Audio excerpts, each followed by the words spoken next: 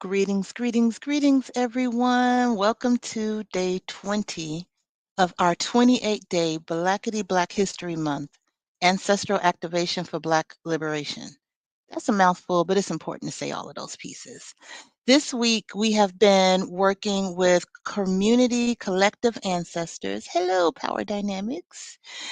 We've been working with community collective ancestors that we call our sacred resistance.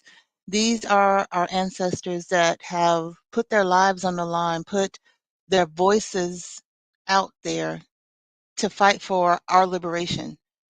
The things that these ancestors that we've been working with this week have done, we still stand on the shoulders of what they've done for us, the liberation that they fought for, the progress that they made, and we give thanks to all of them.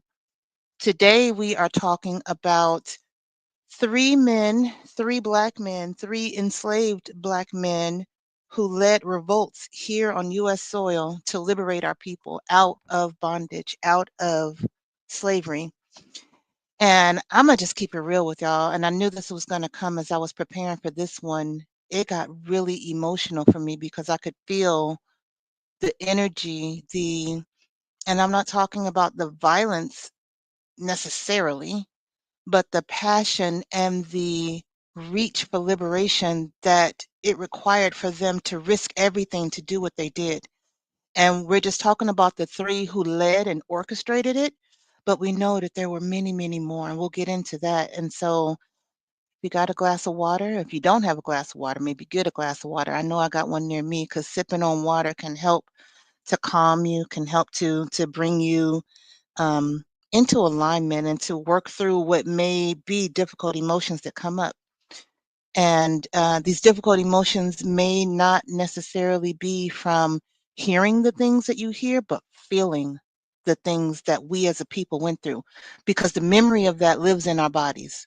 The memory of all the trauma that we have been through lives in our bodies as descendants of these people, of our people who were enslaved and who endured that torture for 400 years. And so honoring them may at least temporarily activate some of that within you, some of the trauma within you. But it does so for a reason, for you to clear it out, because it has to be cleared out of our bloodlines. And that's part of what this work is. So I just wanted to say that, because you might hear me pause, you might hear me tear up, because you know what, this part of the process. And it sounds crazy to say, but if that's your jam to get all emotional, click like, subscribe, and ring the bell so that you know when we go live. We have 8 more days in this activation, this 28-day activation, and you definitely don't want to miss the final week, because that's when we work through restoration. That's when we tap into our ancestors who, in their own ways, left blueprints for us, left tools for us so that we could heal a very real, um, the very real trauma that lives within us. And that honestly, I mean, not even honestly, we know this. We are still experiencing it. This has been a continuum. We are taught history as if it's a point in time that began and then ended. Time is continuous. These things that we've experienced as a people have been continuous, and we are in the current times of the same energy, the same experience, just different flavors of it. And it's amazing when you start to really understand where we've been and look at where we are. It's all the same. The same strategies get used, the same things get implemented. So, and also you'll hear me take some deep breaths, because that's what's going to be necessary, starting right now.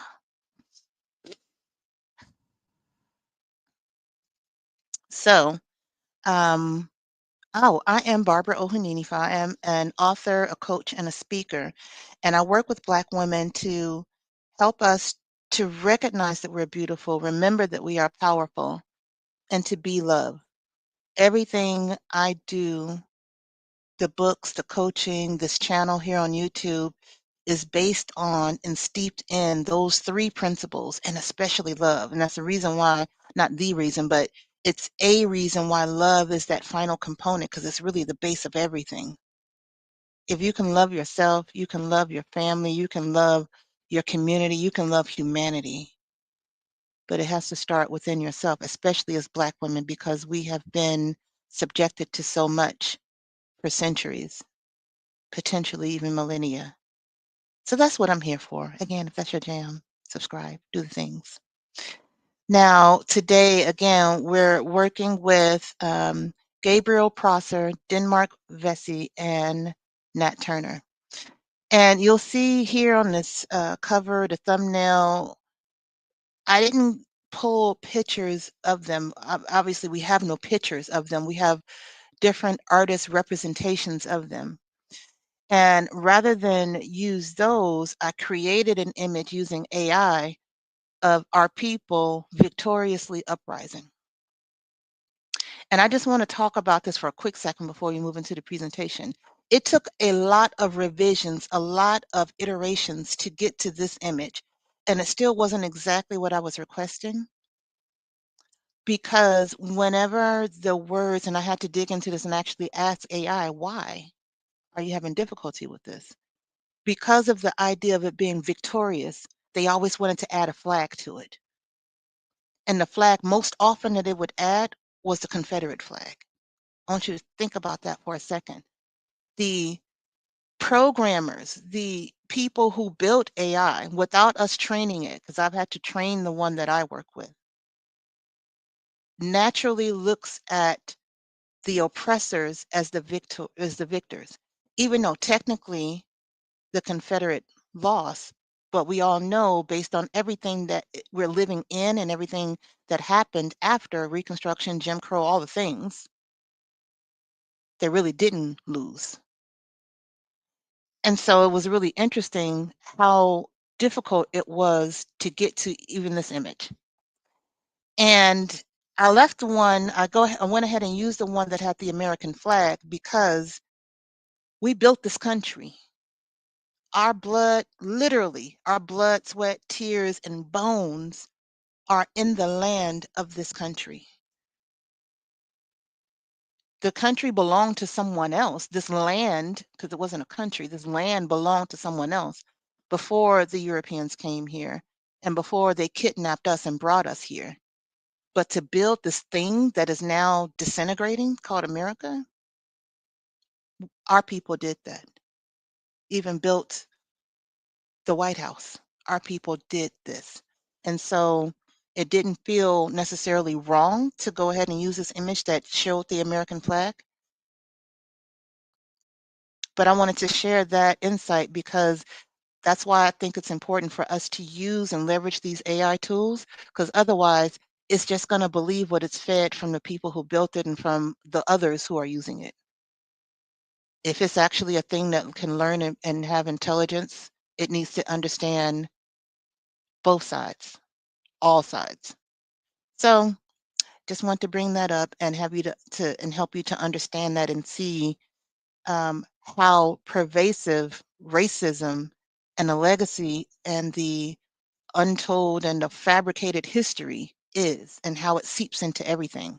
Had I actually not actually known my own history and had an eye for visuals that actually convey a message, these things would have been lost on me. If I didn't know what a Confederate flag or elements of a Confederate flag looked like, it would have been lost on me. So take the moment to dig in. Okay, let's keep going, y'all. So I spent more time in preparing myself than like making uh, as pretty of slides. I mean, they still do their thing, you know what I'm saying? But again, I didn't take the time to try to find images and work with images. We getting into the information. And I'll do a lot more storytelling today too, because this is heavy content. So let's talk about these three leaders who created and led these sacred uprisings to claim and help us all to claim our dignity, humanity, and freedom. And I'm going to talk about some of the overarching shared context that they all were in, the system of chattel slavery. And then I'll go back and share a little bit more about each of them, because of course they're all individuals that had their own story.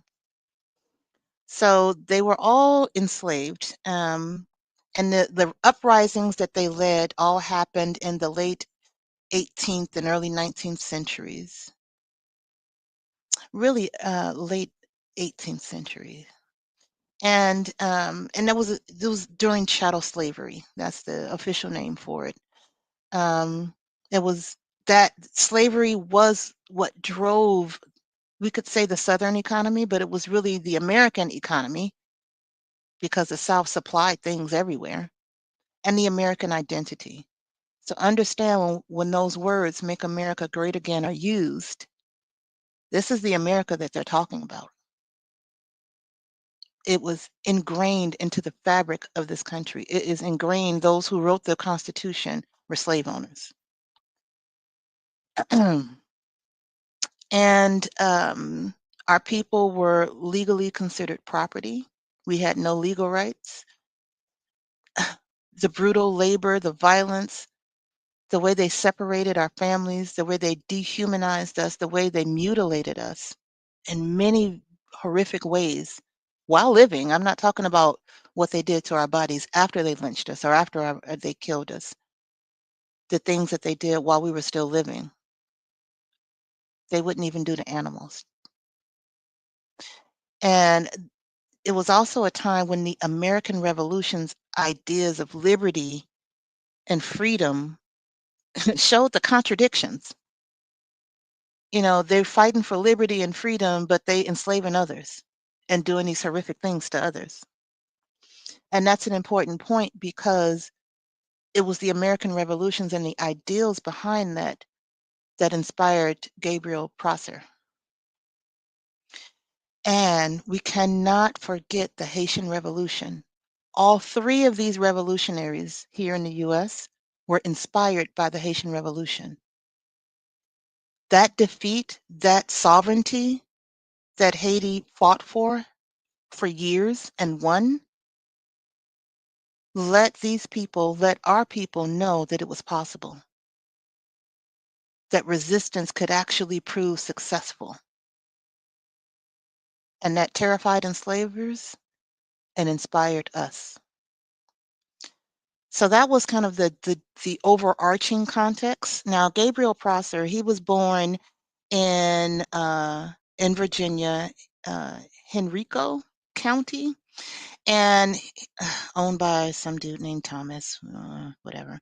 But now, Great Gabriel was a blacksmith, of which was a skilled trade that gave him greater mobility, literacy, and access to all of these ideas, access to even know the details and the ideals behind the American Revolution. And him being a blacksmith is going to be important for multiple reasons. One being that he had access to things to forge tools. And it also gave him a freedom. He was in an urban environment. And this is something that we talked about earlier in that he, um, not all slavery was rule. Some of the slavery happened in urban areas. And not everyone was in the field and, working in agriculture. He was a skilled technician, a skilled craftsman, being a blacksmith. And so his work was something that everyone relied on. This is why he was in an urban area. So that's important to understand too. But his skills and his intellect was clear, but he was still enslaved. Again, that contradiction. And so urban slavery in the US, there was approximately 400,000 enslaved individuals in which was about 10% of the South slave population lived in cities. And these are people, they worked in various roles. They were skilled laborers, artisans, and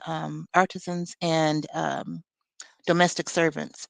They had a little bit more mobility, and in some cases, they could hire out their labor that allowed them to earn wages and live slightly independently. It was an illusion of some freedom, but it was what part of what was done in the urban areas. Now, Denmark Vesey also lived in an urban area, and he was a carpenter. Now, he was born into slavery in St. Thomas in the Caribbean, but he was sold multiple times before he ended up in Charleston, South Carolina. He purchased his freedom in 1800. He won a lottery ticket, and I had to dive into that. Like, really, y'all, we enslaved, but you let us buy lottery? Now, it's because he was a carpenter, and again in this urban area. And so he was able to have a little bit of money, a little bit of chump change. And so he was able to purchase a lottery ticket and he won. I think that they said it was $1,500. That's not a little bit of money. So he was able to buy his own freedom from his owner at a negotiated amount, but he wasn't able to buy his wife and children. They were owned by different plantation owners who were not willing to sell for any price. And that happened a lot in cases where the enslaved they're able to purchase their own freedom. They either didn't have the resources because of the 1,500 that he had to pay 600 of that just for his. And I'll say take these numbers with a grain of salt because you know how they like to change history. And then and for other various reasons, I think some of the reasons that sometimes they didn't want to sell the family is just purely out of spite and hatred. But that's just my opinion. But probably not one that's far off. Now, Charleston had a pretty large free Black population. This is again where Vesey was. And there were a lot of literate free Black people and also Black churches. And this is where the ideas of equality were circulating. And again, he was influenced by this idea of the Haitian Revolution when they finally won their freedom in 1804. Yes. And he was deeply influenced by that, like they all were. But Vesey was also influenced by the idea of, the biblical narratives of deliverance, especially the story of Moses leading the Israelites out of bondage. He used that to frame resistance as divinely sanctioned. And I'm just looking through my notes because I had a lot of notes around like, really, lottery, and we still doing this? Um, And the other thing I wanted to note about him not being able to buy the freedom of his wife and children. So not only, we don't have an exact reason, confirmed reason why, but there's a couple of different things. One of, you know, oftentimes the price was too high, it was just prohibitive. There was economic barriers. And the different enslavers, for whatever reason, refused to sell them for whatever price, whether it was, they were just too profitable or they're just out of spite or they had an eye for the wife themselves. And then there were legal restrictions. There was a lot of laws and hurdles to go through in order to get approval for each individual case where an enslaved person was purchasing their own freedom or the freedom of a loved one. So they made all of these hurdles sound familiar to make it difficult to actually gain that liberation, even using their own system. And then we have Nat Turner, who was a preacher. So we have a blacksmith, a carpenter, and a preacher. Very significant, these roles that gave them access, that gave them, it made it clear that they had a level of intelligence and critical thinking, as well as intuition and connection to the divine. And each of these um, it's so interesting when you look at the idea of a blacksmith in African spiritual traditions, that would be represented by the energy of Ogun, who was the energy of who was a warrior. Many more things if you get into the Orisha, but it is said that that is the trade. That is what Ogun did. He was a blacksmith, and he built and he works with iron and he builds and creates things and builds like that. Ogun is the energy you need to create civilization. And Gabriel Prosser was a blacksmith. And then you have Denmark Vesey, and being a carpenter. And my understanding from when I studied the Bible, the bit that I did, Jesus was a carpenter. Again, something that you need to create community, something that you need, a skill that you need to create community and to build community. Different than blacksmith, but related to that. But the fact that that shows up in Christianity and the blacksmith shows up in African spiritual tradition, at least in Ifa and Nigeria. And then you have Nat Turner as the prophet, the preacher. That's across the board in all spiritual traditions that Black people tap into. So the fact that these are the three men that led these insurrections, these uprisings, that led these revolutions, and the thing that they were trained in, the thing that they came here gifted in, had biblical or divine or spiritual context is significant. So I just wanted to point that out because it kind of stood out to me as something noteworthy. So Nat Turner was, again, a prophet. He was born in October 1800, enslaved in Southampton County, Virginia. And he was recognized early on for his intelligence and spiritual insight. And he was having divine visions at a young age. He was deeply religious and literate. He read the Bible extensively. And this shaped his belief that he was chosen by God to lead his people out of bondage. There was violence every day because he, unlike Denmark and Gabriel, he lived in the rural South. He was actually on a plantation where there was harsh labor, limited mobility, and extreme brutality. And his experience around early life, he, again, being born into slavery, it's not clear why or how he was able to be taught how to read and write at an early age. Some stories say that his parents taught him, but then how did they know? And why was it allowed? I think a lot of this goes back to kind of that spirituality, that spiritual divine connection, and part of the reason why he definitely felt ordained or selected to do this for us.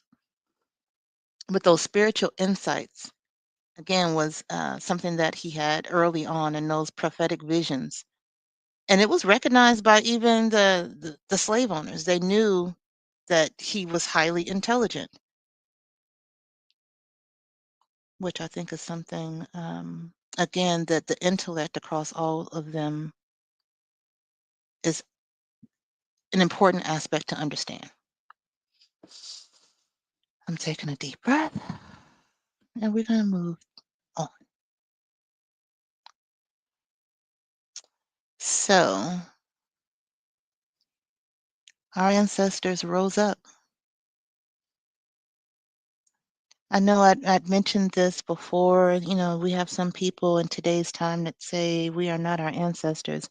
And sometimes they mean it in a way that uplifts the ancestors, but I've heard some very ignorant people that I actually know personally.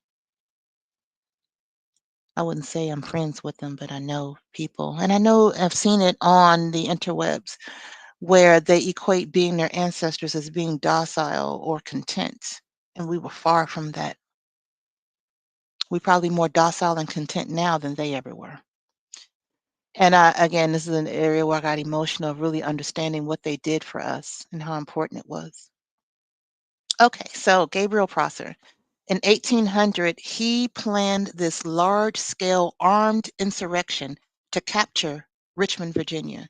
His strategy was to seize the, check this out, to seize the Virginia State Armory and take the governor hostage, James Monroe. Now, his plan was to bargain for the freedom for enslaved people. He probably, I'm sure he underestimated, even if that much of it, if the plan had worked to get to that point, how willing, he underestimated how willing these people were to sacrifice everything or sacrifice a person, a life, to maintain their dominance. But he believed in those ideals, again, the American Revolution. He believed in it and felt that others believed in it too, but he also felt that it applied to Black people, which is why he was willing to do what he did. So his tactics was, again, this military precision. He used that blacksmith training, and that gave him knowledge of weapons and tools. And he mobilized over 1,000 enslaved people, a scale that threatened the whole plantation system, 1,000 warriors fighting for their lives. And he was very conscious about the rebellion. His plan was to kill all the whites except Quakers, Methodists, and the poor, ones who weren't actively benefiting from the economic um, institution of slavery. They weren't the economic elites. I think that was very interesting when I was reminded of that. And then, or learned that. I don't know. It might have been in there, or maybe it never was in there and I forgot. I don't even know. But seeing that, it was like, oh, he was clear about who was getting it. Now, unfortunately, the whole rebellion was paused because there was this huge rainstorm that delayed the attack. And in that pause, it gave two enslaved men from a different plantation time to go run tell that. And then the Virginia State Militia was mobilized, and he was eventually captured, supposedly tried and executed, along with, they say, anywhere from 25 to 30 to 35 others. But we know how they like to play with historical numbers. We can be certain that they killed much more than that. Yes, blacks outnumbered whites on the plantation. So with that solidarity, oh, we would have got free. With any level of solidarity, without somebody going and run tell that, we would have got free earlier than we did. But we give thanks for his work. We give thanks for that leadership. We give thanks for all those who joined him because it laid the foundation. It made it possible. So then, 22 years later, Denmark Vesey in 1822, he led the most extensive slave revolt in U.S. history in Charleston, South Carolina. He organized an uprising, they say potentially thousands. So whereas with Prosser, he gathered approximately, again, take these numbers with a grain of salt, 1,000, Denmark Vesey gathered more.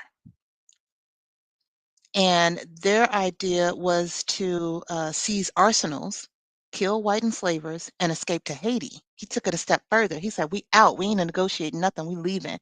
Because mind you, Haiti had won its independence in 1804, so it was a sovereign Black nation that fought and won its independence from enslavers, the French in this case, in the case of Haiti. And so, again, the brilliance of devising a plan across thousands of people to uprise and then leave the country. So he had a plan for us to go and join forces globally. And part of his tactics were, again, he used those biblical stories of deliverance and comparing the Black populations, enslaved Black populations, to the Israelites in Egypt.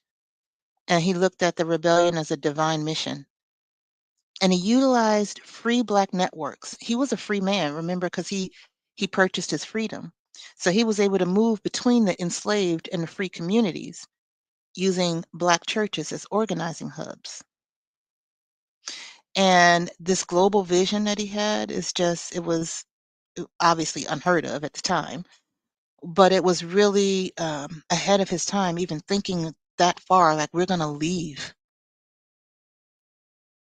And of course, he was betrayed by two enslaved men. I've looks like George Wilson and Rolla Bennett. And we say their names not out of honor because they are the ones who ran told that, but we just recognize that they're literal people. They aren't fictitious people that were created. These are actual people that went and run and told. Now, the local government responded. They formed a citizens militia. We can imagine what that looked like. And Vesey and the numbers say at least 35 others were executed.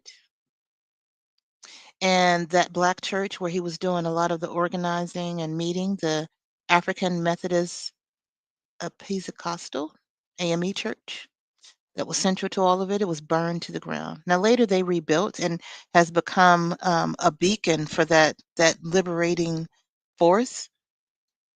And they also, across the South, enacted harsher laws to help control Black gatherings, literacy, and mobility in Charleston in particular, but across the South. This is as a result of all three of these insurrections.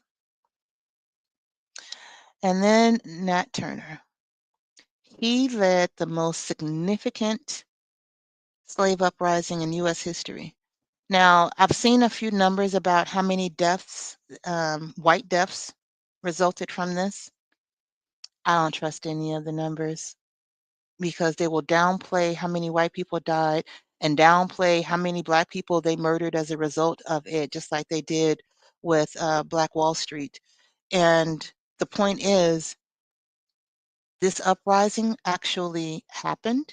It was planned for August 21st, 1831, during a solar eclipse. Now, mind you, this is the prophet, this is the preacher. He looked at the solar eclipse as divine alignment of this was their go time. Now that when we talk about, and we've been talking about using your critical thinking as well as intuition, aligning with when the universe is doing something significant is something that goes way back to our ancestors, way back to getting to understanding the movement of the planets and the stars that was done in Egypt and also in West Africa and different parts of the continent when we looked at the sky and understood our place in that cosmos.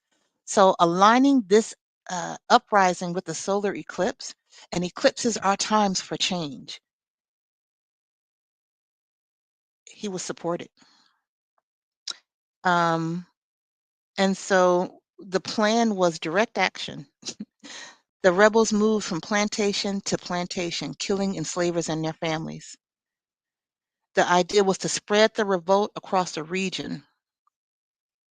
And again, they were able to launch it and they were able to keep it moving for 2 days. This was happening, which is why when I see things like, oh, it resulted in 60 deaths or it resulted in 70 deaths. If they were going for 2 days, I'm sorry, it was more than that. But they just don't want to admit that. And none of their records want to actually show that. They used guerrilla tactics. Now, he understood the local terrain and the community dynamics, so they were able to move quickly and strategically and spread this revolt. Now, eventually, after 2 days, state militia and federal troops suppressed the insurrection.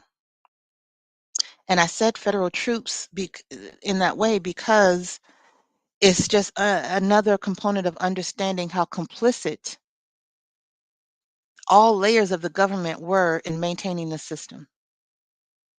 So again, state militia, which, state militia is just another way of saying they got the good old boys together, and the federal troops. Turner was able to evade capture for 2 months. This man knew the terrain. He understood how to move and again was in alignment with his own divine purpose. But he was the story is that he was hiding so that he could get more divine inspiration, more divine instruction on what to do next. But eventually he was captured, supposedly tried, and he was publicly executed, which we'll talk a little bit more about that as we go forward. But when he was captured, he had zero regrets. He showed zero remorse. He stood on what he stood for. All three of these men knew that what they were doing would likely result in their own deaths, but they were willing to do it. They were willing to take the risk, not only for themselves, but for us. Because were it not for what they did, we wouldn't be here. Now, as a repercussion of all of these, again, the retaliation was brutal. They say, in retaliation specifically of Turner, that nearly 200 Black people were killed, whether they were involved in the uprising or not. So we know that it was more than 200. We know that these people, these slave owners, all the white people, all of the military, that they lost it and then enacted even harsher slave codes. Blacks were not able to meet for worship without a white man present after Vesey. Take a deep breath.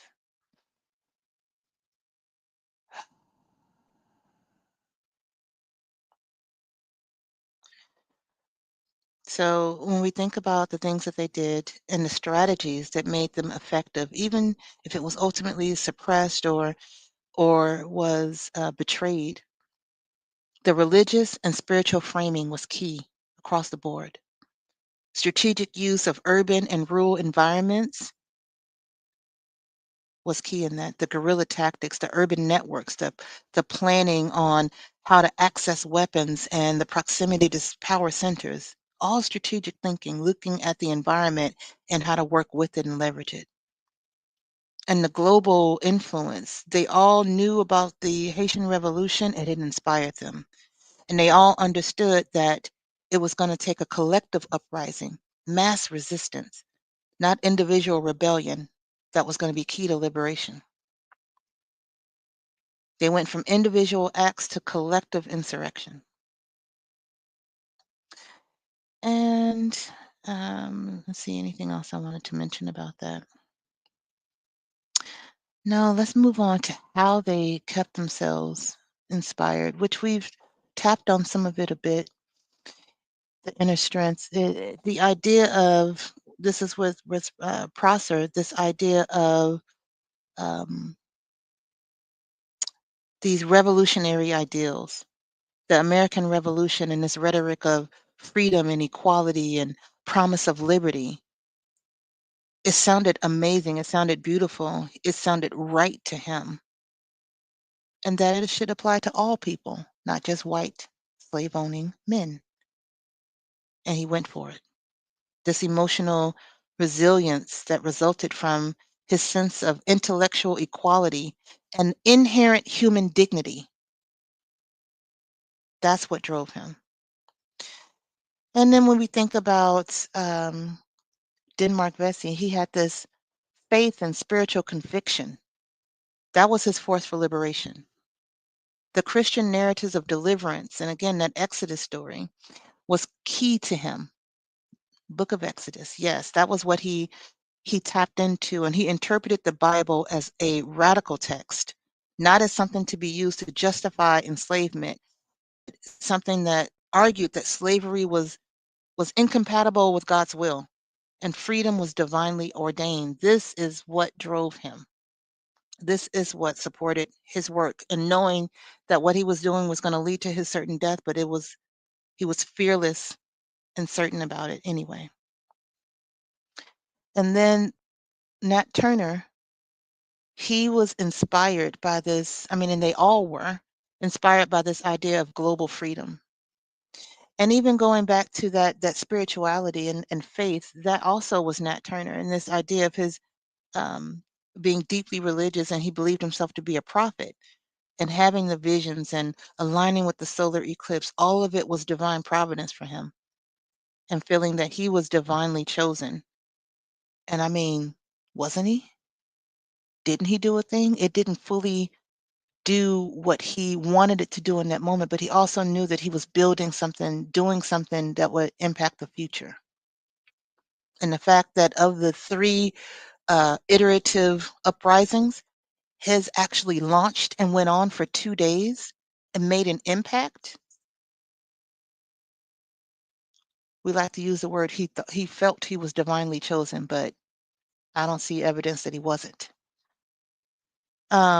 And they all knew, they accepted death. They accepted that this was going to be a part of what they did. That was part of the divinity in the work, knowing that it was bigger than them. And so that Haitian Revolution, looking at the idea of global Black freedom, I just love the idea that Vesey had of like, we're going to go, we're going to escape, we're going to get out of here. That was connecting their local struggles to a global Black freedom movement. And all of these were a turning point, which we thank them for. And all of it was based on love, just like all the other sacred resistance ancestors that we've talked about this week. Love is at the foundation of everything they did. Love for family. Mind you, Vesey was able to buy his own freedom, but he wasn't able to get his wife and his children free. He wanted them to be free. He wanted all his people to be free. A father's love for his children, that's part of what was his driving force. It was a bid to reunite his family in freedom and be able to go to Haiti and live their Black lives. It was an act of love. And Posner loved his community, and it fueled his belief in shared freedom. It wasn't about his own personal freedom. He could have just done that, just like Harriet Tubman, she ran, but she came back over and over again. People that could have just focused on freeing themselves and let everyone else fend for themselves, they did not. Prosner did not. And the fact that he looked at, we're going to kill the white people who have been enslaving us and profiting from it, but we're going to spare the poor ones because they're no better than us. We're going to spare the Quakers because they didn't even participate in this.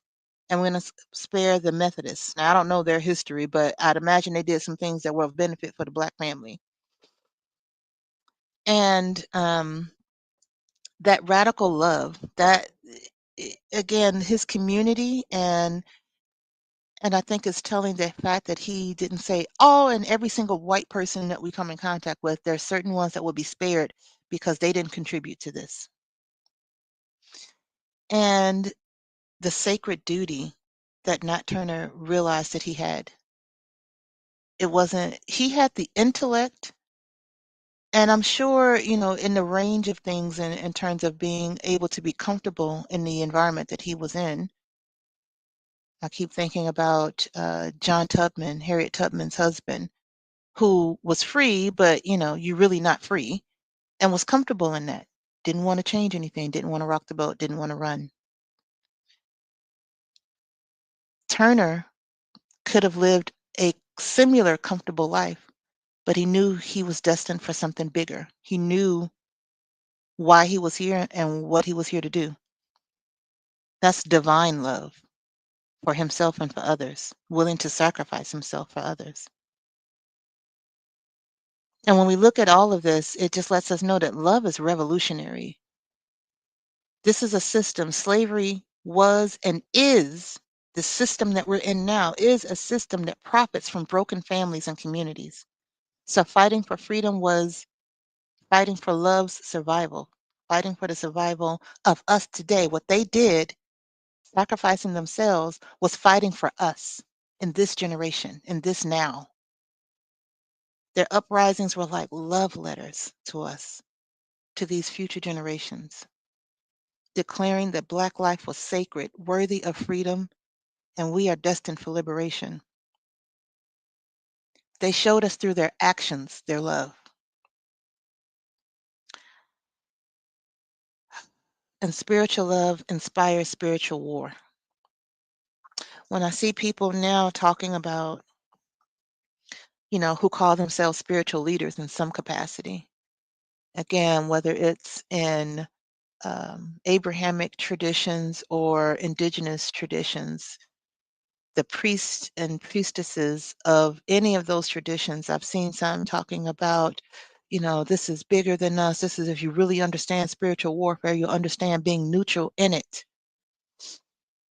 Spiritual love inspires spiritual war. These people loved. Everyone who fought alongside them loved deeply. They loved themselves, they loved God, and they loved future generations that they would never see. And that fueled their action. Divine love demands confrontation with injustice, not inaction, not apathy. I'm going to take a deep breath. Y'all want to join me?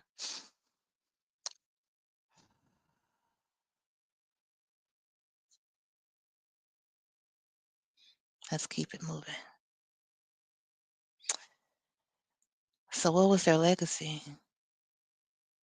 Gabriel's rebellion, even though it failed, it set the stage for large-scale planned uprising, which we saw next with. And here's the thing: I said next, but we don't know, or at least I don't know, because maybe folks who have studied this as part of their life's work, I'm sure there were other uprisings that happened in between Gabriel's or Prossy's and Vesey's. I always waver on whether to call them by their last names or their first names, because their last names are simply a reflection of whoever owned them. But I digress. But the point is, the work that Prosser did set the stage for more. Vesey, Vesey's plan to flee to Haiti, the first Black republic, it reflected an idea and an understanding that that Black freedom is global and part of a global struggle. It wasn't just us here in the U.S. When Vesey's conspiracy terrified the white ruling class in Charleston, and again, they uh, they burned down the AME church, which was later rebuilt. And all of this influenced this later idea of Black nationalism when Marcus Garvey and Pan-African movement continued on with our fight towards liberation. And even Gabriel's work influenced abolitionists. They started to strengthen their message like this is not sustainable, to let the white ruling class know that it wasn't sustainable and that none of these enslaved Black people are going to continue to be passive. Not that everyone was, but that was the idea, the lie that the white slave owners told themselves, and especially the ones who weren't actually overseers, but removed themselves from the nitty gritty details of it. They made it acceptable by saying that the Black folks, that we wanted it, enjoyed it. And then Turner's rebellion, it just shattered that myth altogether. The slave is not content. And it again terrified. If history tells us that 60 to 70 white people were killed as they moved plantation to plantation over 2 days, we know it was much more than that. And you could imagine how terrifying that was to know at any moment something could pop off. And what that did for them, of course, they responded with harsher laws and restricting Black literacy and religious gatherings and all the things, but they couldn't go back from that. The enslaved people, our ancestors were willing to die for freedom.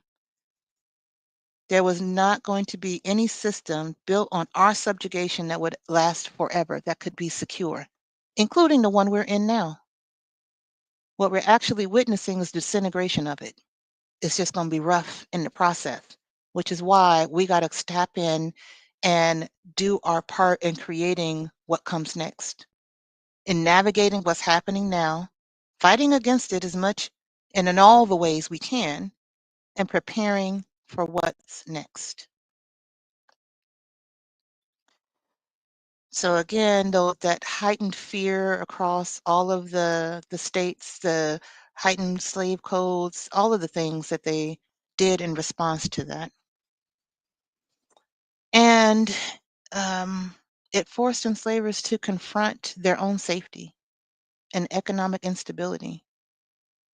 You know how they always look at, even today we look at a national disaster, and the first thing that they do in the media is talk about the millions of dollars of damage it caused. And then maybe they'll talk about the lives lost or the impact on people's mental health or emotional well-being or even the physical well-being if there was some kind of fallout from that. They talk about the economic impact. And these rebellions made a huge economic impact, not only in the South, but across this country. Now, the other thing I typically talk about here is all the ways that the impact of these sacred resistance ancestors have been minimized. And I didn't want to write this in bullets because it's heavy, but we are going to talk about it because we have to tell the truth. So we already mentioned Prosser was executed. They say he and 25 others, that's probably was more, were hung. And that's just the ones directly, supposedly related to the uprising, named in the uprising. We know that there were countless more that just bear the brunt of retaliation and anger and fear. And then Denmark Vesey, and they say it could be up to 35 other co-conspirators were executed. And again, we can add to that all of the violence and retaliation that took place in terms of the death tolls. And I'm looking at these as ways to erase or distort their legacies because public execution and humiliation and mutilation are some of the things that were done and still done to erase or distort legacies, to deter future uprisings, and to just create paralyzing fear. With Nat Turner, you could just imagine because his uprising actually got executed. He actually took white lives. When they finally caught up to him 2 months later, he was executed, hung, and then after he was passed and gone, they subjected his body to extreme mutilation by local authorities, medical practitioners, local militia, anybody and everybody. They beheaded him, they skinned him. His skin was flayed and used to create various items like bags or book covers, multiple different things. They dissected and distributed his body parts. His bones were divided and kept as trophies. In this book, The Delectable Negro by Vincent Woodard, he talks about um, the literal and figurative acts of human consumption during slavery. The documented instances where bodies of enslaved individuals were subjected to cannibalistic practices. And he includes in this how they used Nat Turner's flesh and rendered it into grease. And what do you do with grease? You consume it. You use it to cook with. Maybe you lather in it. We have no idea. But the point is, how can a people who call themselves civilized and humans do this to another being? Now, in their minds, in their justification, we weren't human. But the idea that these acts that they inflicted upon Nat Turner, and we respect and love and give him light, they were all intended to be a deterrent to others who might consider rebellion, to others who might say, he got further than anyone else ever got. Maybe we can get even further. It was all meant to maintain control and suppress any other challenges to this institution of slavery that they had a stronghold on, that they did not want to let go, as we can see today. And then he went on to actually call these freedom fighters fanatics or savages. They minimized their political intelligence, saying that they were just uh, simple acts of revenge or madness. When, as we just discussed, each of them had a very clear strategic plan. And the first two were only dwarfed because of two traitors who ran told that. And the biggest way and the most prolific way, other than what they did to these men's body, especially Nat Turner, is that they erased them from educational curricula. Their names, their actions, rarely taught in schools. I don't remember if I knew of these names of this work before being a college student at a historically Black student college, university. Of course, it was taught there, but in normal public schools, it limits our understanding of what truly happened and Black people's understanding of our agency in the fight for freedom. And what's happening now in terms of books being banned, things being critical information, the little bit of critical information that's actually in curriculums being taken out, things being dismantled, they're trying to fully erase this history, and we can't allow that to happen.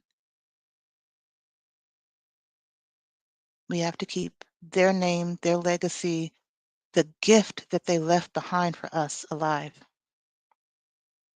They redefined the meaning of resistance.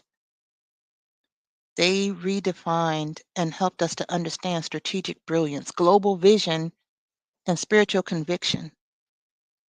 They laid the foundation for modern movements for racial justice. Now, I'm not saying we need to go pick up arms. Long pause intentionally. But the conviction of knowing we are setting a stage and we are creating a reality for our great, great, great grandchildren. Whether we get to see it or not is something we should stand in and understand. Take a deep breath.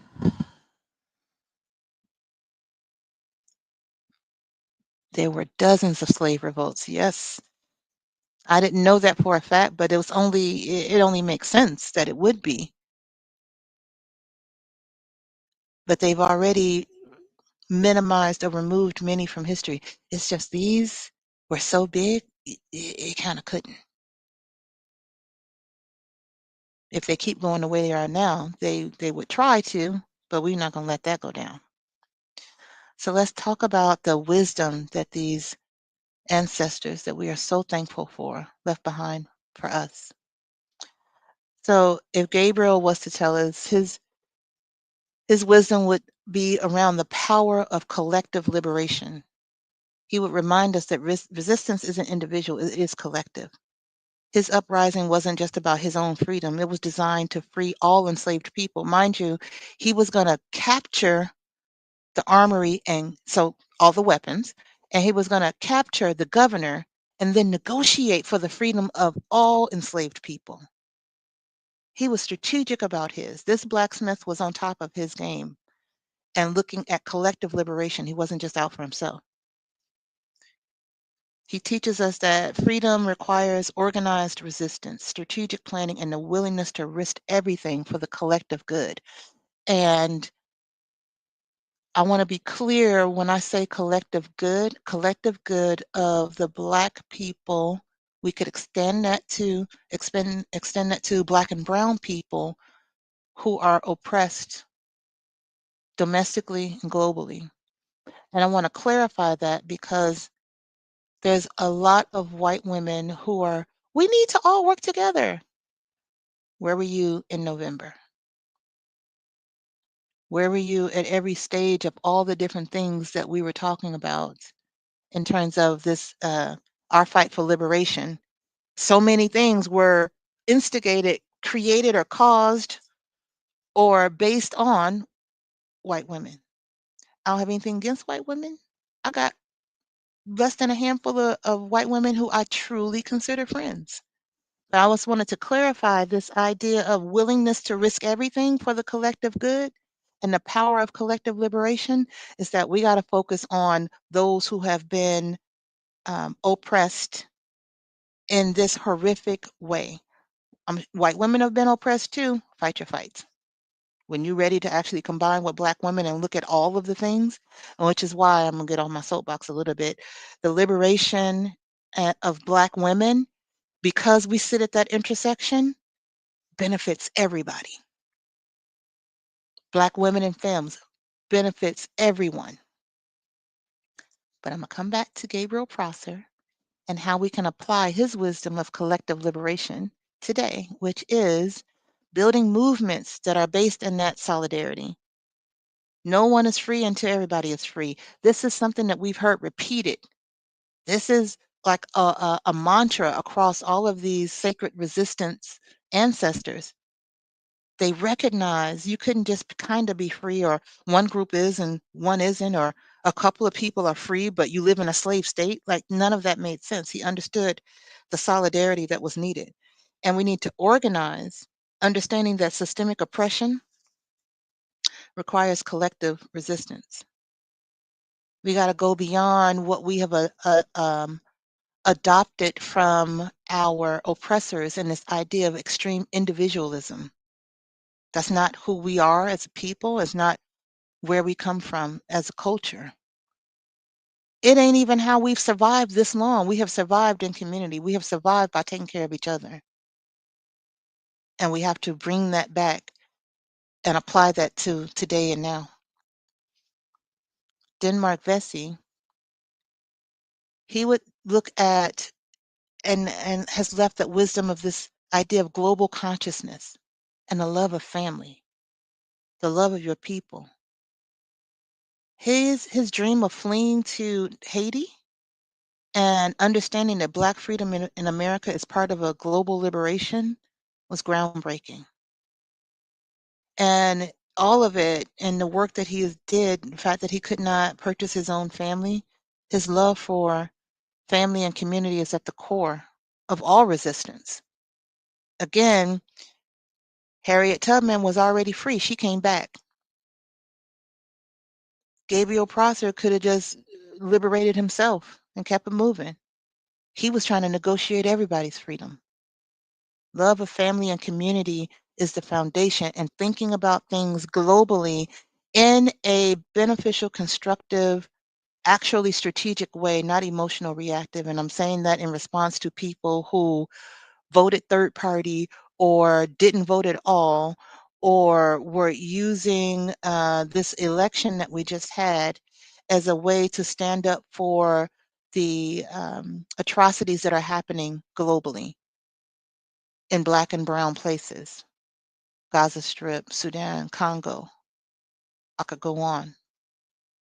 We need to think strategically, how do we have a global movement without creating more harm along the way because we're just haphazardly doing things for social media clicks or uninformed or partially informed? So how do we apply this idea of global consciousness and love of family, this wisdom from Denmark Vesey?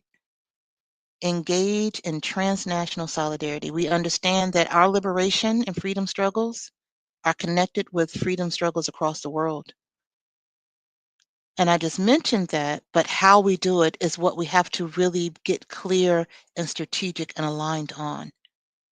Because those who did not vote for whatever reason, those who voted third party, those who voted for Trump just to do something different, that was not the move. But we're here now, and now we got to do what we got to do to get through it and on the other side of it. And then we need to really double down on the love. Yes, we are in a fight. We are the latest leg of a multiple centuries long fight. To be clear, history continues. It doesn't just stop and then something else starts again. It's a continuum, and we are the latest leg of that. And just like our ancestors centered love, kinship, community in these movements, so do we need to. In my opinion, the piece I think is we need to really understand what loving ourselves means. If you really love yourself, love for another being, another person, your family, your community naturally flows. True love, not this, you know, I'm gonna just call it social media love. Y'all know what I mean by that. Like for real love, of divine love, which means we have a lot of healing to do because it's been, again, generations of abuse that have impacted us emotionally and our ability to love ourselves and see that we are worthy of love. But these ancestors understood that. They understood that they embodied love and that it was love that was going to drive them. It was love that was driving them. And freedom is not complete unless everybody is free with us. And then Nat Turner, his wisdom, faith, justice, and the courage to act. From a young child, spiritual visions, being very clear about divinity and studying the Bible, understanding that freedom was a divine right. And his visions gave him that conviction that he needed to act decisively. And his intellect and intuition, he understood that justice required uncomfortable and difficult choices sometimes. Well, oftentimes, most times. How we can apply it today is to find the courage. Resistance is not popular. And I'm not talking about the kind of resistance, again, being on social media, just saying something contrary for no reason, saying controversial things just to get clicks, just trolling people. We're not talking about that. We're talking about standing up for what is truly right. And what's right can be different. The perception of what's right can be different for different people, which is why I go back to advocating to connect with your own divine source, to connect with your ancestors, to connect with your higher self, and steep everything in love. If you can't evaluate an action that you are thinking of taking or action someone else's and see the pure divine love in it, rethink it. Love, courage, action. I finally put the meditation up late last night. Love, courage, action. That's been the theme this whole week. Everything based on love. And that way, when you get that conviction and the courage to move forward, to tell the truth, to be a freedom fighter, to take an action, it's based in love, not fear. And that spiritual clarity and guidance, that's part of the foundation of that. That's what's to tap. That's what we have to tap into regularly so that we can know how and what to move. So overall, their strategies can be adapted for us today by collective organizing, mass mobilization, large scale unity. It's going to take some time to get there. There's a lot of trust that has to be built. There's a lot of um, communication, different levels and types of communication that have to take place. And even different classes of Black people need to come together. There has been a lot of, those educated, those uneducated, those of certain socioeconomic status separating themselves from those of different socioeconomic status. There's a solidarity that needs to take place to realize at the end of the day, we all Black, blackety black, you know what I'm saying? And then there's the global solidarity. Again, not by using flawed strategy to affect change because of all the things, not voting Democratic, not voting Democrat, not voting voting Green Party, all these other things, did that actually help? All of the atrocities that are happening globally, did those things actually help? No, this fool wants to open, basically turn the Gaza Strip into a resort for his rich billionaire oligarchs. So that how you handled your precious vote, that actually get the end result that you thought you might get. Did you even think about it? I'm just saying. Global solidarity means more than just talking some shit on social media. It means doing a thing and having a strategy that may be multi-pronged, that may go over multiple years, but knowing that we're all moving towards an end, a positive, fruitful end. And then the spiritual grounding. We gotta keep coming back to that. We can't let that be uh, not a part of the work that we do, the organizing that we do, the coming together that we do. It has to be integrated. It has to be a part of it. It has to be foundational, which means we have to be able to accept each other's spiritual practices and not demonize some. And even within, I'm not even talking about Christianity or Abrahamic religions versus indigenous spiritual practices, even within Christianity, different groups, different philosophies have arisen over the years, over the centuries, and they get pitted against each other. So my whole point is spiritual grounding, but also I think that if there was one word throughout all of this, it's unity, global unity, collective local unity, and spiritual unity. And as I'm even saying that, is that the whole point of everything we're experiencing so that we can remember how to actually unite as a people and then broader as humanity? I don't know. Deep thoughts, y'all. I told you this one was taking me. So work with these wisdom, these ways that we can implement. I mentioned all the other weeks we were doing meditations at the end of each session to kind of ground ourselves and to integrate the wisdom from the ancestors. For this week, I made a separate meditation, which I posted last night, to actually embody the wisdom from all of the sacred resistance ancestors that we have been working with, and we have 3 more tomorrow that we will honor and take a look and understanding of their wisdom that they left for us. And so in that meditation, really going into, key wisdom and messages from all of these ancestors, but more specifically, activating love, courage, and action within yourself to tap into and understand how to use those things to move forward. And those things being love, courage, and action. Because how it looks for each person will be different, because each person is different. Each of these leaders, each of these sacred resistance ancestors who we give thanks to, Gabriel Prosser, Denmark Vesey, Nat Turner, they had different strategies, they had different approaches, they were in different time periods, they were in different locations. They had different professions, they had different training, they had different insights.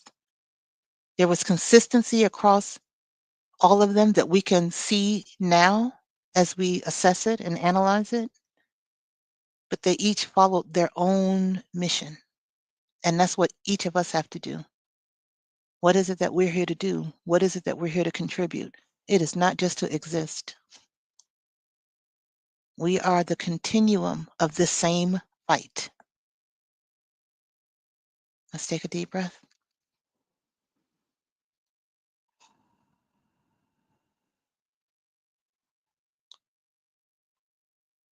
Let's do a few more. This time we're going to inhale love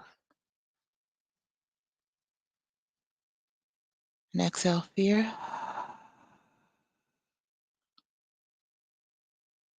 Inhale courage.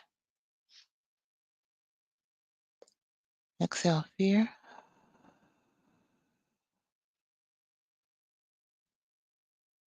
Inhale inspired action. And exhale fear.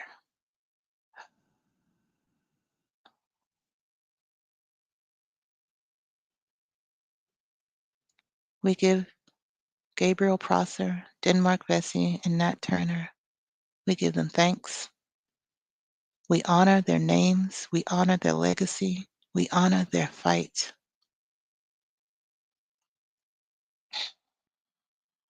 And we give thanks.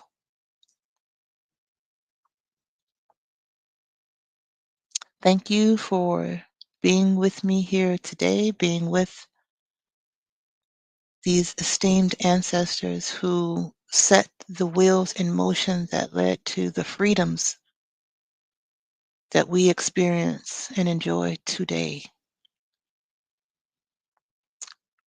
We're back here tomorrow, same bat time, same bat channel, for our final session on sacred resistance, where we will dive into the work around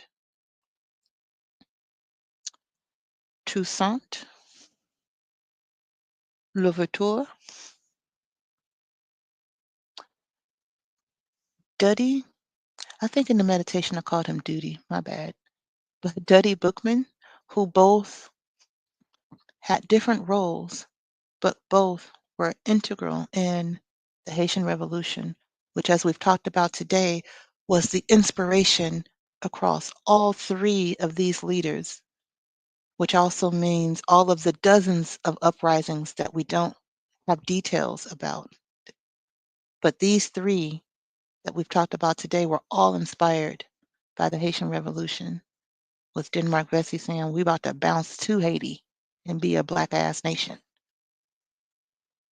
So we'll talk about that, and then we'll talk about, as a part of that, Queen Nanny of the Maroons in Jamaica. These are the foundational resistance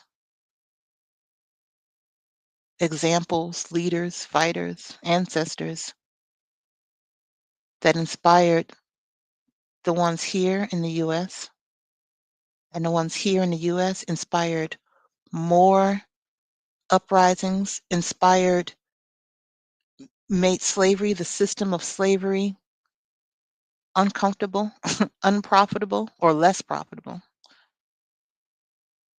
That inspired the ongoing effect.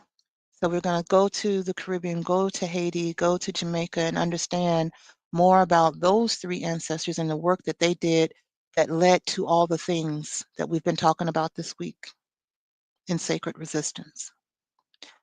And then we'll go into the much needed sacred. I just blacked out on it. Restoration. I've been too deep in this today. I'm about to go do some deep breathing and some meditation myself, and release a little bit of this, because it's heavy, but it's important that we understand and know where we came from and where we at. And with that, I thank you, and I will see y'all tomorrow. In the meantime, take good care of you.